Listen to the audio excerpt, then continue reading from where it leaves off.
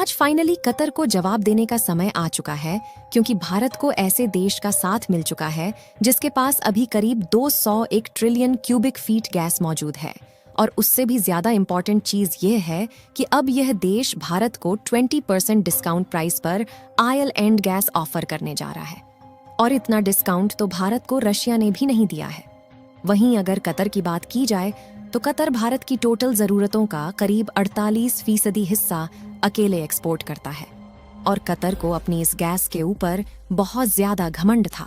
और हाल ही में भारत और कतर के बीच में जो एक्टिविटीज हुई है हम सभी जानते हैं। कतर की कोर्ट ने भारतीय नौसेना के 8 पूर्व अफसरों को मौत की सजा सुनाई है। इस मामले में भारत सरकार ने कहा है कि कतर में फंसे भारतीय नागरिकों की रिहाई सुनिश्चित करने के लिए सभी कानूनी विकल्पों की तलाश की जा रही है। विदेश मंत्रालय ने कहा है कि वह नौसेना के इन 8 अफसरों को हर मदद मुहैया कराने को तैयार है। ऐसे में सवाल ये है कि इन नौसेना के जवानों को कैसे बचाएगा। भारत सरकार ने भारतीय नौसेना के 8 जवानों को बचाने के लिए सभी कोशिशों को करना शुरू कर दिया है। दोस्तों, जैसा कि आपको मालूम होगा कि कतर में दुनिया का सबसे बड़ा गैस भंडार है, इसलिए भारत भी अपने गैस का आयात कतर के द्वारा ही करता है। इससे कतर देश का काफी ज्यादा मुनाफा होता है और कतर देश इन्हीं एलपीजी, गैस और तेल को बेचकर काफी ज्यादा धनवान देश बन चुका है। लेकिन जब से कतर में इन 8 भारतीय नौसेना के जवानों को फांसी देने की बात कही है, तब से भारत सरकार ने अपने कदम उठाने शुरू कर दिए हैं। लेकिन इतना सब होने के बावजूद भी कतर अपने मन मुताबिक फैसले रहा है, क्योंकि कतर अभी तक यही सोच रहा था कि भारत अपनी गैस जरूरतों का हिस्सा कतर से ही इंपोर्ट करेगा। क्योंकि अगर पूरे मिडिल ईस्ट की बात की जाए तो डायरेक्टली तो नहीं, लेकिन कतर में सभी देश इन्वॉल्व है। इजरायल और हमास के कॉन्ट्रैक्ट में, वहीं रशिया यूक्रेन के साथ में नुकसान उठा रहा है। कतर यह बात अच्छे से समझ रहा था कि भारत को इस समय अगर तुरंत अपनी गैस सप्लाई को स्विच करना है, शायद भारत के लिए पॉसिबल नहीं होगा और उन्हें मजबूरन हमसे ही गैस खरीदनी पड़ेगी। लेकिन आज कतर का यह सोचना पूरी तरीके से गलत साबित हो चुका है। जैसा कि हमने बताया कि भारत को एक बहुत बड़े गैस फील्ड्स का एक्सेस मिल चुका है। इसके अलावा जिस नए देश में भारत को एक्सेस मिला है, वहां पर हम न सिर्फ गैस खरीद सकते हैं, बल्कि कई इंडियन कंपनी वहां पर ऑलरेडी काम कर रही है और वहां से हम और देशों के अंदर गैस एक्सपोर्ट भी कर सकते हैं। पूरी डेवलपमेंट क्या है इस वीडियो में हम आपको बताने वाले हैं, इसलिए वीडियो के अंत तक अवश्य बने रहे। इस वीडियो को एक लाइक करके चैनल को सब्सक्राइब कर लीजिए, जिससे कि हमारे चैनल की और भी नॉलेजेबल वीडियो आप तक पहुंच सके। दोस्तों, पहले इस वीडियो में हम बात करेंगे वेनेजुएला की, जिसके पास बड़ी मात्रा में नेचुरल रिसोर्सेज मौजूद हैं। और सिर्फ अगर गैस की बात की जाए तो वेनेजुएला के पास करीब 201 ट्रिलियन क्यूबिक फीट गैस मौजूद है। लेकिन अभी तक भारत यहाँ से गैस इंपोर्ट नहीं करा पा रहा था, क्योंकि इसके पीछे बड़े रीजन ये थे कि यूएस यानी अमेरिका ने वेनेजुएला के ऊपर 2 फरवरी 2015 को कई तरीके के प्रतिबंध लगा दिए थे। और अमेरिका का सेंसर्स लगाने के पीछे रीजन यही था कि वेनेजुएला के अंदर ह्यूमन राइट्स एब्यूज और पॉलिटिकल करप्शन था।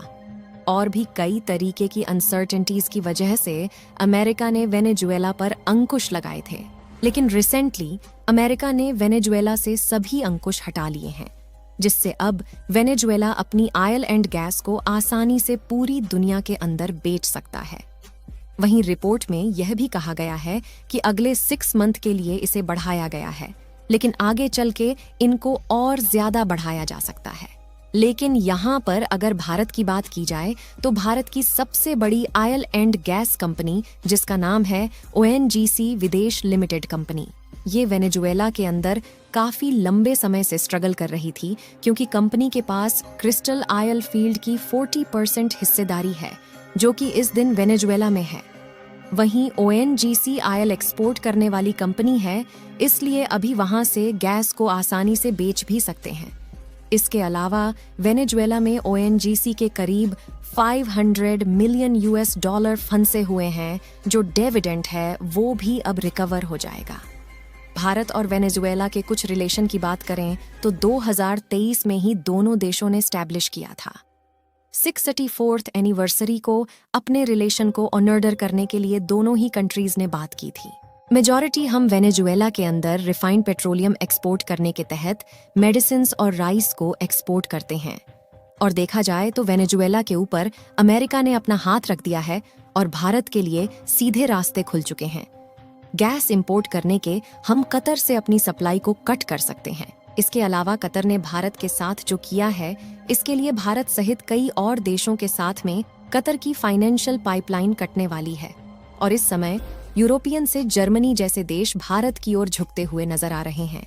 आपको बता दें कि कतर की जीडीपी का 70% से भी ज्यादा हिस्सा ऑयल एंड गैस को बेच करके आता है, और जब रशिया यूक्रेन वॉर शुरू हुआ तो अमेरिका सहित यूरोपीय देशों ने रशिया के ऊपर प्रतिबंध लगाए, लेकिन इन देशों को अपनी ऑयल एंड गैस की जरूरतों को पूरा करना था, इसलिए इन्होंने अपनी सप्लाई चेन कतर के साथ स्विच कर ली। उसी समय सेल जैसी बड़ी बड़ी कंपनी के साथ में 27 से 28 साल के लिए पार्टनरशिप की गई, और कतर को यह बात लगी कि अब हमारी जो फाइनेंशियल पाइपलाइन है वह करीब 27, 28 या 30 सालों के लिए पूरी तरीके से सिक्योर है। लेकिन कतर को इस बात का अंदाजा नहीं था कि अमेरिका, रशिया और भारत जैसे देश बैकफुट पर जिस तरीके से काम कर रहे हैं, और लगातार कतर के अल्टरनेटिव पर रिसर्च एंड डेवलपमेंट जारी है, उस पर कतर को इसकी भनक अभी तक नहीं लगी है। और अब जब रिपोर्ट सामने निकलकर आने शुरू हो चुके हैं तो कतर के अंदर एक अलग से डर देखा जा सकता है। जैसा कि हमने बताया कि कतर जैसे देशों की सामंती अर्थव्यवस्था सिर्फ उनके तेल को बेचकर आती है, लेकिन अभी भी हमारा कतर के साथ टेंशन पूरी तरह से खत्म नहीं है, क्योंकि अभी भी हमारी एलएनजी की करीब 50% सप्लाई कतर से आ रही है। इसे तो हम किसी और देश के साथ में स्विच कर सकते हैं, लेकिन चाइना और पाकिस्तान जैसे देश अभी भी कतर के काफी अच्छे दोस्त हैं। जहां पर चाइना और पाकिस्तान भारत के ऊपर तो कोई टिप्पणी नहीं कर सकते, लेकिन कतर के साथ मिलकर के कई बार उन्होंने भारत के ऊपर सवाल खड़े किए हैं। लेकिन 2021 की डेटा के मुताबिक इंडिया ने कतर से करीब 7.5 बिलियन यूएस डॉलर की गैस इंपोर्ट की है, वहीं चाइना ने 5.9 बिलियन यूएस डॉलर की, यानी कि अगर हम कतर से अपनी सप्लाई रोक लेते हैं और कई और देशों से हम हाइड्रोजन फ्यूल इंपोर्ट करना शुरू कर देते हैं, लेकिन कतर अभी भी अपनी गैस चाइना के अंदर एक्सपोर्ट करेगा। और कतर चाइना ने अपने रिलेशन को ऑर्डर करने के लिए 1981 के अंदर एक रिलेशनशिप को साइन किया, जहां पर डिप्लोमेटिक रिलेशंस दोनों ही कंट्रीज के बीच में स्टार्ट किया जा सके। साथियों, आपको क्या लगता है कि भारत सरकार इस तरीके से इन 8 नौसेना के जवानों को फांसी से बचा पाएगी या नहीं? अपनी राय कमेंट के माध्यम से जरूर साझा करें। इस वीडियो को यहीं पर खत्म करते हैं। इस वीडियो को एक लाइक जरूर करें और अपने दोस्तों तक इस वीडियो को शेयर करें ताकि उन्हें भी जानकारी मिल सके। इसी तरह और भी नॉलेजेबल वीडियो देखने के लिए अपने भरोसेमंद चैनल को सब्सक्राइब करके बेल नोटिफिकेशन को ऑल पर जरूर रखें। वीडियो को अंत तक देखने के लिए धन्यवाद।